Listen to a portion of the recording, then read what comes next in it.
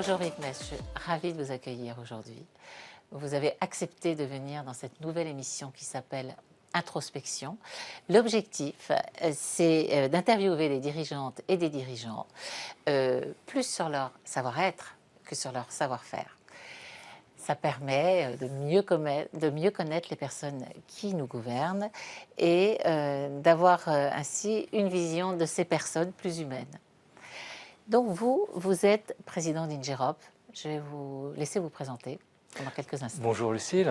Écoutez, c'est un plaisir d'être parmi vous dans ce contexte. Alors en quelques mots de présentation, moi je suis ingénieur de formation, 10 ans d'administration, 50 banques, et puis j'ai rejoint la société Ingerop en 2004 déjà, et je la préside depuis 2008. Voilà, donc une certaine longévité déjà dans le poste.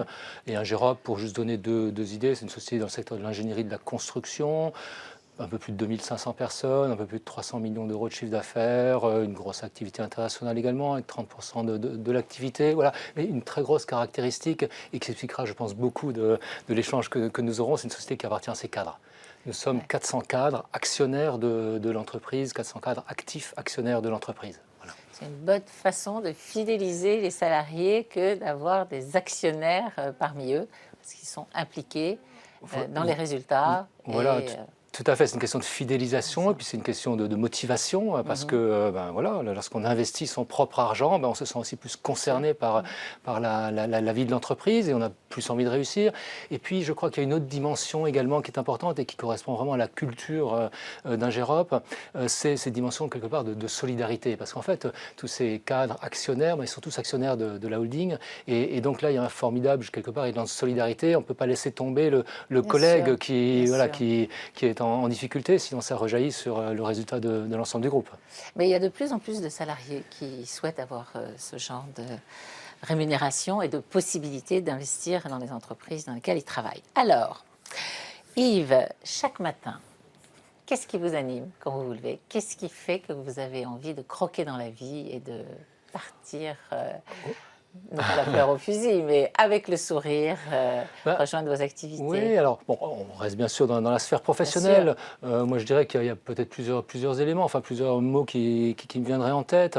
Bon, d'abord, je crois qu'un plaisir, le plaisir d'aller travailler, le plaisir de travailler avec les équipes, certaine passion pour l'entreprise qui m'a accueilli, donc comme je le disais, il y a 18 ans maintenant, et qui m'a fait confiance, puisque j'ai des mandats tous les 5 ans de réélection, donc cette confiance-là, elle est dans la durée, donc c'est quand même c'est un beau défi également d'avoir cette continuité.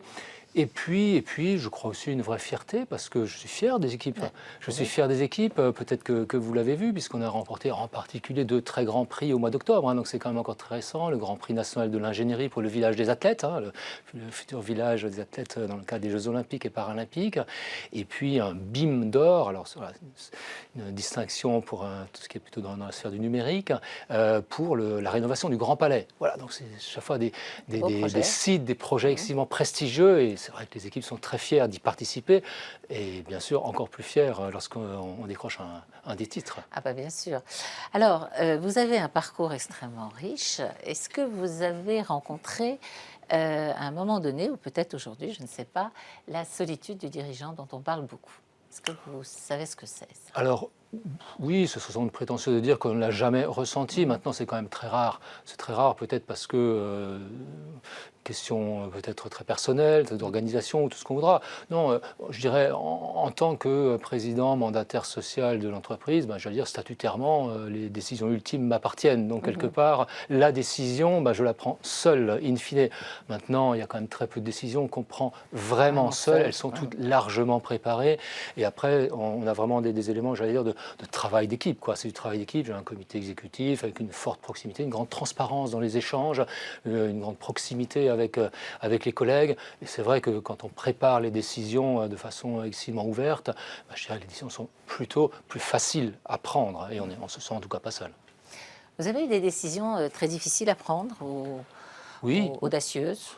Oui, j'allais dire, on a toujours des décisions difficiles à prendre. Bon, j'en citerai peut-être une, bon, elle remonte maintenant il y a une dizaine d'années, ça ne veut pas dire qu'il n'y en a pas eu d'autres depuis, Oui, hein, bien sûr. mais une décision qui est toujours douloureuse, c'est celle de mettre en faillite une filiale. On avait acheté une société dans un autre pays, à un moment qui était un peu difficile, c'est le tournant des années 2010, il y avait la crise des subprimes, il y avait le printemps arabe, enfin, voilà. Donc, on a beaucoup investi dans cette société, et puis finalement on n'est pas réussi à la redresser, elle était déjà en mauvaise santé quand on l'a acquise. Bon, voilà, donc c'est excessivement douloureux parce que c'est des drames personnels, quoi, hein. Toutes les personnes dont on se sépare, c'est quelques dizaines de personnes, bon voilà, du jour au lendemain elles perdent quand même tout leur repère, donc c'est douloureux. Mais bon, c'est des décisions que vous prêtez finalement avec une certaine sérénité parce que vous avez quand même le sentiment d'avoir été honnête avec elles, de les avoir accompagnées aussi loin que possible, essayer d'avoir fait le maximum. Et puis au bout d'un moment, voilà, on est bien obligé de couper, de couper une branche qui ne marche plus. Donc voilà, je dirais que c'est douloureux pour les personnes, mais finalement, voilà, c'est une décision qui se prend finalement naturellement, je dirais presque. Vous avez eu des mentors? Alors, je ne sais pas si je peux dire que j'ai eu des mentors. En tout cas, des personnes qui vous ont inspiré. Voilà, exactement. Hein. Des personnes qui m'ont inspiré, oui. Alors, plutôt des hommes d'ailleurs, parce que dans le cours de ma carrière, j'ai plutôt été encadré, quasiment exclusivement, encadré par des hommes. Donc oui, en tout cas des personnes clés, des modèles à suivre qui m'ont inspiré parce que leur comportement, leurs valeurs, etc. Avaient de l'écho en moi. J'ai aussi rencontré des gens que je ne voulais surtout pas, des modèles que je ne voulais surtout pas suivre. Donc ça aussi, c'est important. Se dire que voilà, j'ai un patron comme ça, mais franchement, voilà. Alors quoi, par exemple? C'est quoi les défauts que vous ne supportez pas incapacité de décider, voilà, beaucoup d'incapacité de décider, incapacité d'entraîner les gens, de ne pas accompagner, les équipes lorsqu'on peut en avoir besoin, etc. Enfin, voilà, moi je dirais. Et puis après, il y a des gens qui ont un caractère, des comportements, des valeurs morales que vous ne partagez pas complètement, quoi, hein. Et c'est là qu'on en revient un peu à ce que je disais au début, à savoir la culture de l'entreprise, les valeurs de l'entreprise. Il faut, pour moi, vraiment être en adéquation avec les valeurs de l'entreprise. Et pour ça, voilà, je ne dis pas que, quand on est un patron, on peut être un bon patron dans une entreprise donnée parce qu'on est en adéquation. Et puis il y a d'autres entreprises qui nécessitent sans doute plus, on va dire, des tueurs. Ouais. Bon, chez Ingérop, on a besoin de tueurs à la tête, voilà, parce que c'est une entreprise dont le capital est partagé entre tous. Donc le mode de management, le mode de gouvernance était excessivement différent, quoi. Et la substance d'un bon dirigeant pour vous, vraiment, celui que vous auriez rêvé d'avoir, ou peut-être que vous avez eu. Quel mot metteriez-vous derrière ça? Alors, c'est peut-être déjà quelques éléments que je viens de citer. Je pense peut-être au-dessus de tout, je mettrais les valeurs morales. Valeurs morales, l'exemplarité. Pour moi, j'allais dire, je mets ça au-dessus de tout simplement parce que vous êtes toujours rattrapé, si je puis dire, rattrapé par la patrouille à un moment ou à un autre, quoi, hein. Si vous fautez, si vous n'êtes pas fidèle à quelqu'un, si vous avez fait quelque chose un peu pendable avec un autre, la carrière est longue. C'est des gens que vous pouvez recroiser quand on fait une carrière qui est toujours un peu dans le même secteur. Donc voilà, fidélité, valeur morale. Puis après, il faut avoir de la passion, quoi. Il faut avoir de la passion, de l'envie. Puis pense aussi, après, beaucoup, en tout cas c'est le cas chez nous, je crois beaucoup d'écoute, d'empathie auprès des gens. Il ne s'agit pas d'être à l'écoute quotidienne de tous leurs petits soucis, mais il faut les comprendre. Il faut savoir accepter que les autres personnes, ne sont pas exactement dans le rail que vous êtes en train de tracer. Si elles sont à côté, peut-être qu'elles n'ont pas compris, il faut les remettre dedans. Peut-être qu'elles ont un souci personnel, il faut l'accepter. Enfin voilà. Donc je dirais qu'il faut être un peu à cette écoute-là.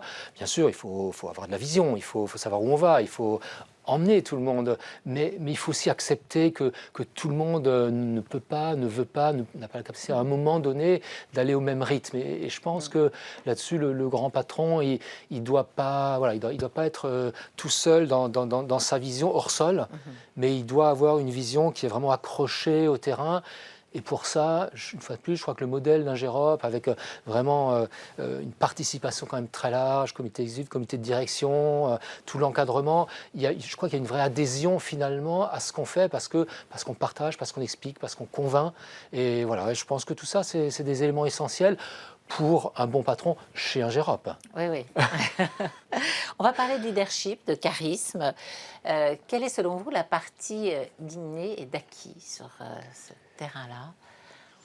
Alors là, je ne sais pas si je peux généraliser. Bon, moi, je vais peut-être parler de moi. Bah oui, on est là pour parler de vous. Voilà, bien voilà, sûr, exactement. bien sûr. Oui, oui. Bon, moi, je dirais que c'est jamais forcément très facile, j'allais dire. Bon, comment dire, dans la partie acquise. Bon, je crois qu'il y a tout ce qu'on acquiert par la famille quand on est jeune, l'effort, la compétition. Voilà, il y a des éléments là que je retrouve en tout cas chez moi. Ouais. Et ça, je pense que c'est dès le plus jeune âge qu'on l'acquiert. Bon, après, il y a bien évidemment toute la partie connaissances techniques, management dans les écoles, en MBA, etc., que j'ai pu acquérir aussi. Donc, tout ça, tout ça, c'est de l'acquis. Et puis après, il y a la pratique. C'est ça, La pratique de la direction, ben, on se forge ce qu'on est en pratiquant. Voilà, on est du jour au lendemain mis dans le grand bain, mais après, ben, voilà, au début, on tâtonne un peu. Et, voilà, et après, donc je vois qu'il y a quand même pas mal d'acquis là-dessus. Et après, oui, l'inné, on en a forcément, parce qu'on a chacun son style, et son style, il est quand même aussi un peu inné. Voilà, lorsque on est, je veux dire, un peu très authentique, très sincère, voilà, ce côté proche des gens, bah, on geste, soit on le cultive, soit on l'a, soit on le sent comme ça, soit pas, mais on ne se change pas, quoi, hein. Bon, aujourd'hui, il y a une actualité un petit peu sombre entre l'inflation, la guerre en Ukraine, des tensions géopolitiques inquiétantes. Vous restez positif et optimiste dans ces moments-là? Écoutez, bon, j'allais dire, on se prépare. On a un projet d'entreprise qui est pluriannuel, qui a passé la crise de la Covid sans difficulté, au sens où ben, les axes stratégiques qu'on s'était fixés, c'est bien, voilà, ils se sont bien révélés comme étant toujours stratégiques. Les objectifs que l'on s'est fixés ben, sont toujours d'actualité et on va sans doute largement les dépasser pour certains d'entre eux. Donc oui, et puis je dirais aujourd'hui, on a eu un niveau d'activité et un niveau d'activité prévisionnel pour les années qui viennent qui n'a jamais été aussi élevé. Voilà, donc je pourrais dire oui, je suis forcément, je dois être optimiste, mais en même temps, comme vous l'avez signalé, il y a quand même tellement d'incertitudes. Donc nous, et même en tant qu'ingénieurs, nous sommes des gens excessivement prudents. Donc on sait que les arbres ne montent pas jusqu'au ciel. Hein. On sait bien que des projets vont s'arrêter, que avec toutes les crises que vous signalez, les hausses de prix, des projets ne se feront pas. Donc on reste toujours excessivement prudent et donc on reste positif parce qu'il faut tirer les équipes, il faut leur dire, faut leur donner envie de venir, il faut leur donner envie de nous rejoindre. On a plusieurs centaines de personnes qui vont nous rejoindre chez nous en France cette année. Hein. On va être sans doute pas loin de 300 personnes qui nous rejoignent cette année en France, ce qui est énorme. On est à peu près 1700 en France sur les 2500 du groupe. Donc je sais que c'est quand même beaucoup. On a besoin de beaucoup de monde, beaucoup d'ingénieurs, encore beaucoup d'ingénieurs. Nous. Donc beaucoup d'ingénieurs et qui viennent. Donc on a cette attractivité, on a des beaux projets. On a, comme je l'ai dit, des beaux prix qui nous permettent vraiment de communiquer très positivement. Donc on a tout ça. Et en même temps, ce sont des gens qui ont, j'allais dire, la même formation que nous et donc qui acceptent très volontiers le discours de prudence. Puis vous savez, quand vous avez 400 de vos cadres qui sont actionnaires, c'est pas des flambeurs, quoi. Bien sûr, c'est des gens qui mettent leurs économies et qui derrière veulent de la prudence, veulent de la prudence dans les comptes, surtout que voilà, qu'on aille très progressivement. On n'a pas besoin de tous les mois, tous les 3 mois, de surprendre un marché financier, un fonds extérieur qui viendrait investir chez nous. C'est juste notre argent. Donc voilà, c'est notre culture, ce sont nos valeurs. Et voilà, on reboucle toujours un peu ce même sujet-là. Il faut être en adéquation avec l'entreprise dans laquelle on travaille. Nous, on est câblés comme ça. Donc, on a plutôt des gens qui raisonnent comme ça également et qui l'acceptent. Voilà, je n'ai pas besoin de dire qu'on double le chiffre d'affaires dans 2 ans ou dans 5 ans. Les gens, ils le croiraient de toute façon pas. Donc, c'est pas la peine. Et alors, je sais que vous cherchez des femmes ingénieures, que vous voulez féminiser vos équipes. Est-ce que vous en trouvez? Alors, écoutez, on féminise. Vous savez aussi bien que moi, les écoles d'ingénieurs ne forment pas beaucoup de femmes. En tout cas, elles forment moins de femmes que le taux que nous demande la loi Rixin pour les années qui viennent dans les comités de direction et les comités exécutifs. Donc, on est quand même un petit peu en peine. Maintenant, oui, on trouve quand même pas mal de jeunes femmes motivées par nos métiers. Peut-être même que, alors, je ne sais pas s'il y a des sensibilités féminines sur certains sujets ou pas, mais voilà, il se trouve que dans un certain nombre d'écoles qui sont plutôt liées à l'environnement, à l'écologie, au développement durable, à l'eau, toutes ces dimensions-là, on trouve un peu plus de femmes que des sciences un peu plus dures. En revanche, ce qui est beaucoup plus difficile, ce sont les sphères de direction. Les sphères de direction, parce que là, c'est quand même des gens qui ont de l'expérience, avec des hommes qui ne déméritent pas tous non plus. Et voilà, et donc il est là plus difficile de changer les choses. Il semblerait, pour ne pas justement se séparer d'hommes méritants, qu'on puisse rajouter des sièges. Alors oui, puisqu'on parle des COMEX. Bien évidemment. Alors après, tout dépend des statuts. Hein. Pour ce qui nous concerne, voilà, notre comité exécutif est limité en termes de personnes. Donc bon, j'allais dire, mais tous les 3 ans, je peux changer le comité exécutif. Ouais. Voilà, donc les choses peuvent se faire évoluer. Au niveau de mon comité de direction, qui est quelque chose de beaucoup plus large, là, il n'y a pas de limite. Donc on peut tout à fait en rajouter. Mais moi, je vais dire, moi, c'est pas tellement c'est pas tellement ça, pas tellement comme ça que je vois. Moi, il faut que les choses se fassent naturellement. Je prends un exemple. Le conseil d'administration, il est depuis cette année 50-50, une parité totale. C'est vraiment, je suis fier parce que c'est vraiment quelque chose que j'ai voulu à tout prix, qu'on montre que les choses peuvent se faire. Mais elles se sont faites, mais j'allais dire, complètement naturellement. Là aussi, pourquoi ? Enfin, toutes les personnes, hommes et femmes élues à mon conseil d'administration au mois de mai, tous ont été élus avec des scores de 95, 19, même 99, quelque chose %. Donc ça veut dire que tous nos actionnaires, et dans nos actionnaires, comme je le disais, 400 cadres du groupe, et dans les 400 cadres du groupe, c'est essentiellement des hommes qui sont actionnaires, parce que ce sont eux qui sont aussi les plus anciens. 12% des actions sont détenues par des femmes chez nous. Que 12%. Ouais. Eh bien, les femmes sont élues à 99%. Donc on peut changer les choses. Tout simplement parce que ces femmes sont complètement légitimes. Ce sont des femmes internes et des femmes administrateurs indépendants, administratrices en l'occurrence, puisque les deux, ce sont des femmes. C'est complètement légitime. Elles apportent une vraie valeur. Elles ont montré une passion, dans une conviction quand elles se sont présentées. Donc les choses doivent se faire tout à fait naturellement. Et donc elles se sont faites naturellement pour le conseil. Après, pour le COMEX et pour un comité de direction, moi, je suis contre le fait de simplement nommer une femme parce que c'est une femme. On ne peut pas l'imaginer. Il faut qu'elle soit complètement légitime. Donc oui, un des moyens, c'est d'élargir. Et voilà, et ça fait partie, bien sûr, des idées que l'on a. L'égalité stricte n'a pas de sens. Il faut une vraie équité, mais une équité sans doute qu'on aide un petit peu quand même. Bien sûr. Voilà. On anticipe et qu'on pousse. Alors, on avance, le temps passe, mais il y a une question que je voudrais vous poser.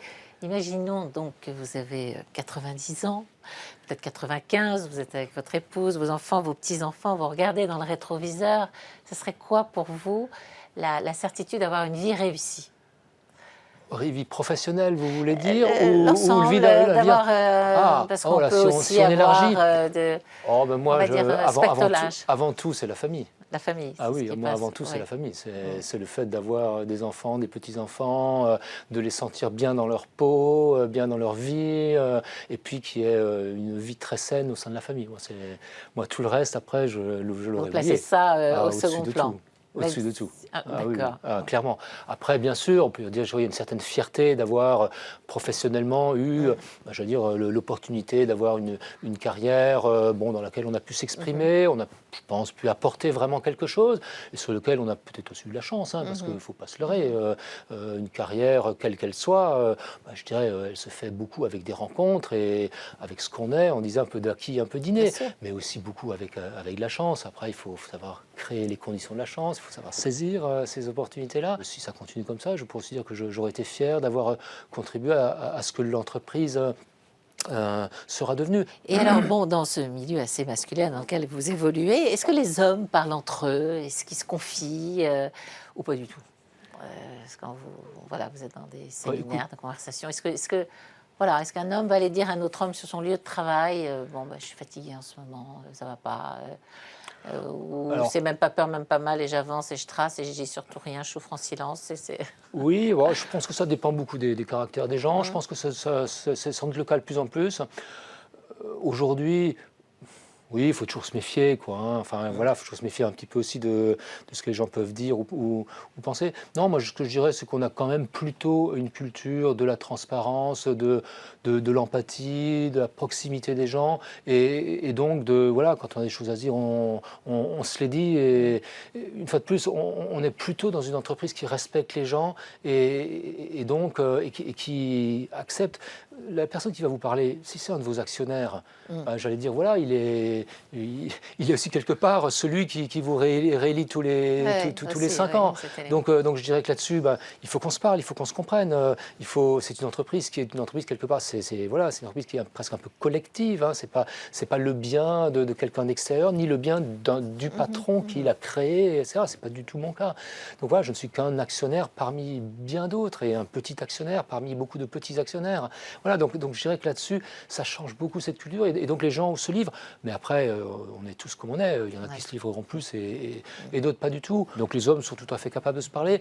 Mais je pense que c'est vraiment la culture de l'entreprise. Très bien. Alors, avant de vous quitter et de vous remercier d'avoir répondu à mes questions, je voudrais savoir comment vous vous sentez là tout de suite, parce que c'est pas courant de parler, de se livrer comme ça. Est-ce que c'est un exercice qui pour vous a été difficile ou au contraire totalement fluide et que c'est une expérience, voilà. Les auditeurs apprécieront la fluidité.